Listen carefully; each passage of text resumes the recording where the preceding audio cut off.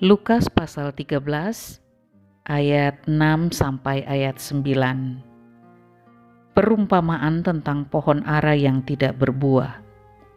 Lalu Yesus mengatakan perumpamaan ini.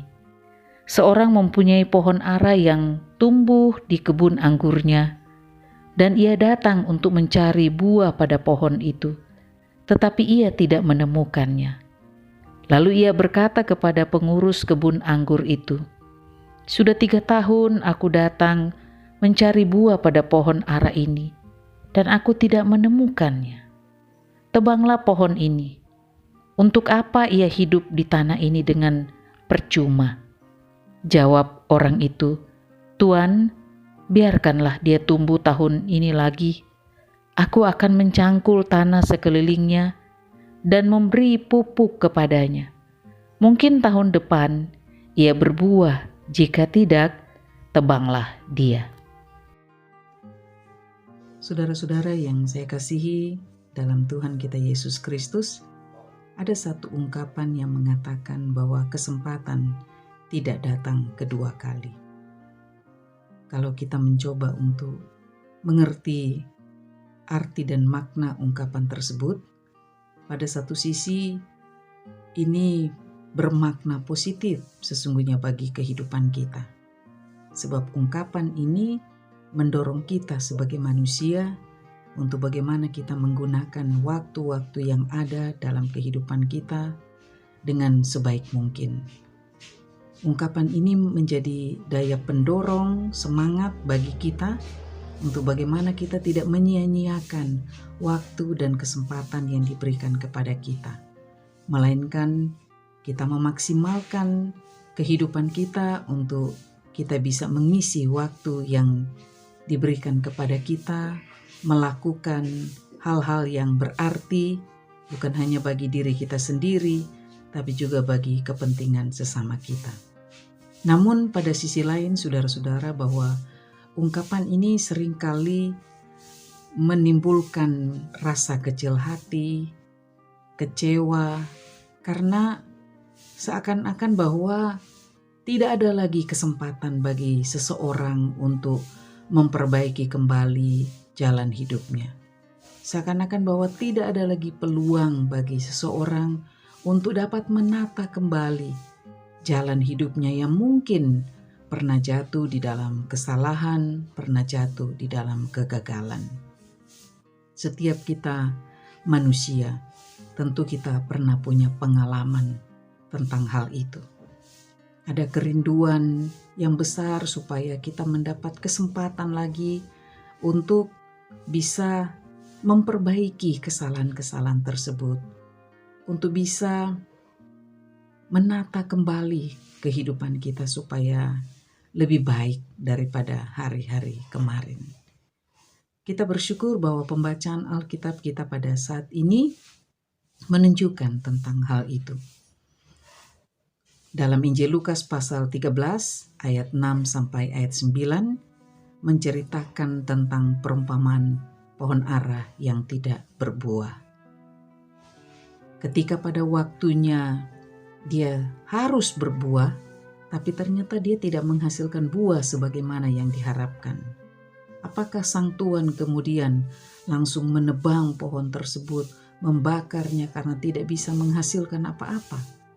Ternyata sang tuan tersebut memberikan kesempatan yang kedua untuk pohon ara ini bisa dirawat kembali, untuk bisa dipelihara dengan lebih baik dari yang kemarin, sehingga pada waktunya dia bisa menghasilkan buah yang baik sebagaimana yang diharapkan oleh sang tuan kepadanya. Sesungguhnya ini mau menggambarkan kasih Allah bagi kita sebagai orang-orang percaya. Allah mengetahui bahwa sebagai manusia yang penuh dengan kelemahan, kita membutuhkan kesempatan yang kedua. Dan Allah menyodorkan solusi yang berkemenangan bagi ketidakberhasilan manusia. Allah tidak perlu memutar kembali waktu dan menghindarkan manusia untuk jatuh dalam dosa. Melainkan di dalam kasih-Nya kesempatan kedua justru diberikan oleh Allah melalui anaknya Yesus Kristus. Melalui pengorbanan Yesus Kristus di atas kayu salib, Allah menawarkan kesempatan kembali kepada semua orang yang mau menerima anugerah keselamatan itu. Sehingga kita manusia dapat menjalani kehidupan ini dengan relasi yang telah dipulihkan bersama-sama dengan Allah untuk selama-lamanya. Kita mendapat kesempatan kembali untuk bagaimana kita merubah hal-hal yang buruk di dalam diri kita menjadi lebih baik, bagaimana kita dapat mengubah pengalaman-pengalaman yang buruk itu menjadi lebih baik dari waktu-waktu yang lalu. Tentu ini saudara-saudara tidak bermaksud membuai kita untuk hari ini kita bertobat, memperbaiki kesalahan, tapi kemudian esok kita jatuh dalam kegagalan yang sama. Melainkan kemurahan hati Allah ini kiranya menjadi pendorong yang akan menggerakkan kita menghargai kesempatan yang Tuhan berikan kepada kita dengan melakukan perkara-perkara yang mendatangkan kebaikan bagi sesama, bagi diri kita, tapi juga mendatangkan kemuliaan bagi nama Tuhan. Selamat untuk menjalani kehidupan yang Tuhan berikan kepada kita, dan selamat untuk menggunakan waktu-waktu yang Dia anugerahkan bagi kita. Ini menjadi anugerah bagi kita sekalian, tapi juga menjadi kesempatan bagi kita untuk memulai kembali kehidupan yang baru bersama-sama dengan Tuhan. Kegagalan, kejatuhan menjadi masa lalu dalam kehidupan kita. Kita menyambut kasih Allah yang begitu besar bagi kita sekalian menjalani kehidupan ini. Tuhan memberkati kita semua.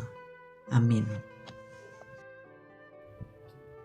Ya Tuhan, kami datang di hadapan-Mu mengucap syukur kepadamu.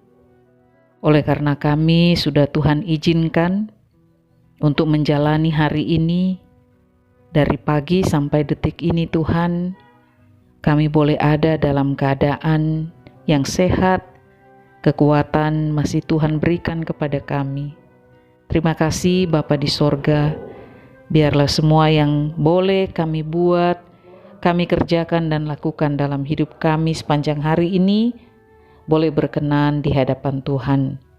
Tuhan beri kami kemampuan untuk menggunakan setiap kesempatan yang Tuhan anugerahkan kepada kami. Kami boleh berkarya, kami boleh berkiprah di tengah-tengah kehidupan yang Tuhan anugerahkan bagi kami. Biarlah melalui hidup, karya dan kerja kami Tuhan, nama-Mu yang senantiasa dipermuliakan. Malam ini kami menyerahkan hidup kami seutuhnya dalam pimpinan dan penyertaan Tuhan. Tuhan menolong kami dalam beristirahat. Biarlah perlindungan daripada Tuhan boleh berlaku bagi kami sepanjang malam ini hingga esok hari. Oleh kemurahan Tuhan saja kami boleh bangun menyambut hari yang baru dengan segala berkat yang Tuhan berikan bagi kami. Terpuji nama-Mu ya Tuhan, dalam nama Yesus kami berdoa. Amin.